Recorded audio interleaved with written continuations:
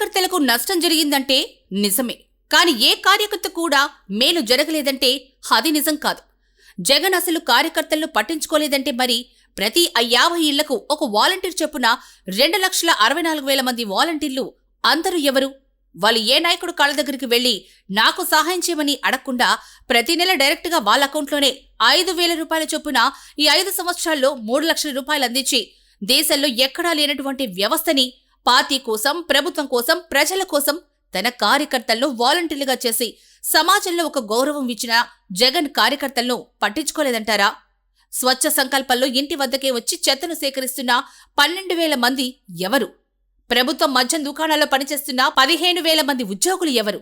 ఇంటి వద్దకే రేషన్ అందిస్తున్న 18,000 మంది ఎవరు? ఈ వ్యవస్థలు మునుపెన్నడూ లేవు. జగన్ తన కార్యకర్తల కోసమే ఈ వ్యవస్థల్ని ఏర్పాటు చేసి ప్రజల కోసం, ప్రభుత్వానికి, ప్రజలకు మధ్య వారధిగా ఉంచాడు. వార్డు మెంబర్ దగ్గర నుంచి సర్పంచులు, కార్పొరేటర్లు, మేయర్లు, డిప్యూటీ మేయర్లు, మున్సిపల్ చైర్మన్లు, కార్పొరేషన్ చైర్మన్లు, ఎంపీలు, ఎమ్మెల్యేలు, మంత్రులు, ఉప ముఖ్యమంత్రులు వీళ్ళందరెవరు? కార్యకర్తలు ఎవరైనా పదవుల ద్వారా అధికారం పొంది 10 రూపాయలు ఖర్చు పెట్టి 100 రూపాయలు సంపాదించుకోవడమే రాజకీయం. హీరోలు, విలన్లు లేరయ్యా. అందరూ చేసేది రాజకీయమే. వ్యాపారం కోసం. మరి కార్యకర్తలు నష్టపోలేదా అంటే 70% మందికి మేలు జరిగింది, 30% మందికి జరగలేదు. అందులో డౌటే లేదు. నష్టపోయారు. డబ్బులు పెట్టిన కార్యకర్తలందరూ నష్టపోలేదంటే నష్టపోయారు. కార్యకర్తలందరూ కూడా డబ్బులు పెట్టారంటే లేదు. కాంట్రాక్టర్లు పెట్టారు. కాంట్రాక్టర్లందరూ కార్యకర్తలు అవుతారు. కానీ కార్యకర్తలందరూ కాంట్రాక్టర్లు అవ్వలేరు. ఏ గ్రామంలో అయినా ఒకరిద్దరు మాత్రమే డబ్బులు ఖర్చు పెడతారు. దేనికోసం? వాళ్ళ అభిమానం కోసం, పదవుల కోసం, వ్యాపారాల కోసం. ఒకటి మాత్రం నిజం, 100కి 100% ఏ నాయకుడు కూడా తన కార్యకర్తలందరినీ సంతోషపరచలేడు. ఒకవేళ అదే నిజమైతే మన దేశంలో ఒకే దేవుడు ఉండొచ్చు కదా, ఇంతమంది దేవుళ్ళెందుకు? తెలుగుదేశం పార్టీలో కార్యకర్తలు అందరూ బాగుపడలేదు. ఎమ్మెల్యేలు, ఎంపీలు, మంత్రులు ఇలా చోటామోటా నాయకులు మాత్రమే బాగుపడతారు. కార్యకర్తల పేర్లు చెప్పి వాళ్ళకి ఏవో కొన్ని కాంట్రాక్టులు ఇచ్చి వాటిలో కూడా వాటా అడుగుతారు.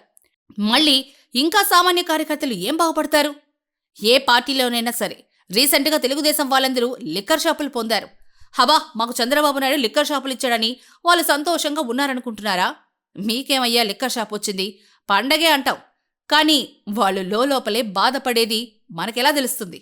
ఆదాయం ఆవగింజంతైతే ఖర్చు గుమ్మడికాయంతుంటుంది. పైకి మాత్రం అంతా బాగానే ఉంటుంది కనిపిస్తారు. అంతా బాగానే ఉన్నట్టు కనిపిస్తారు. లిక్కర్ షాప్కి డీటీ ఎంత కట్టాలో మీకు తెలుసా? వాళ్ళకి ఆదాయం 2 లక్షలు వస్తుందనుకుంటే లిక్కర్ షాప్లో పనిచేసే సేల్స్ మ్యాన్ ఇద్దరు కలిపి 30,000, మేనేజర్కి 20,000, కరెంటు బిల్లు, మెయింటెనెన్స్లు కలిపి 10,000. ఇలా ఖర్చులన్నీ పోను మహా అంటే ఒక 30,000 వస్తుందంతే. ఈ 30,000 కోసం అతను పడని మాట ఉండదు, ఇబ్బంది ఉండదు. ఇన్ని కష్టాలు పడి గ్రామంలో ఒకరికి 4 మాత్రమే లిక్కర్ షాపులు కాంట్రాక్ట్లు వస్తాయి. మహా అంటే 4-5 కుటుంబాలు మాత్రమే బాగుపడతాయి. అదే జగన్ తెచ్చిన వాలంటీర్ వ్యవస్థ, వైసీపీ తరపున ఏర్పాటు చేసిన జాబ్ మేళా, స్వచ్ఛ సంకల్పం, కాంట్రాక్ట్ అవుట్సోర్సింగ్లో కల్పించిన ఉద్యోగాలు కనీసంలో కనీసం గ్రామంలో 50 మందికి ఉపాధి కల్పించాయి. అంటే 50 కుటుంబాలు. చంద్రబాబు నాయుడు గారి ప్రభుత్వంలో బాగుపడే 4-5 కుటుంబాలు గొప్ప, జగన్ గారి ప్రభుత్వంలో బాగుపడిన 50 కుటుంబాలు గొప్ప. ప్రజలకి ఏది నేరుగా ఇస్తే విలువ తెలియదు. వారం 10 రోజులు కాళ్ళరిగేలా తిప్పుకొని చేతిలో 10 రూపాయలు పెడితే అప్పుడు వాళ్ళకి సంతోషంగా ఉంటుంది. డైరెక్ట్గా అన్ని ఇచ్చేస్తే విలువ తెలీదు. అన్ని పొంది చివరికి జగన్ ఏం చేశాడు అని అంటారు. ఎక్కడ కులం, మతం, వర్గం, ప్రాంతం, పార్టీలు చూడకుండా నాకు ఓటు వేయని వాళ్ళైనా సరే ఎన్నికల వరకే రాజకీయాలు. ఎన్నికలు అయిపోయిన తర్వాత అందరూ మనవాళ్ళే అని ప్రజల కోసమే 2,71,000 కోట్ల రూపాయలు ఖర్చు పెట్టి తన కోసం, తన్ను నమ్మిన వాళ్ళ కోసం నిస్వార్థంగా పనిచేసే కార్యకర్తలకు ఏం చేయలేదంటే ఎలా బాస్? కార్యకర్తలందరూ ప్రజలవుతారు. ప్రజలందరూ కార్యకర్తలు కారు. ఏ వైసీపీ కార్యకర్త అయినా నాకు జగనన్న పాలనలో ఇంటి స్థలం రాలేదని గాని, అమ్మ ఒడి రాలేదని గాని, ఇలా ఏ ప్రభుత్వ పథకాల్లో ఏ ఒక్క పదమైనా నాకు రాలేదని చెప్పగలరా? తెలుగుదేశం పార్టీ వాళ్ళు కూడా చెప్పలేరు.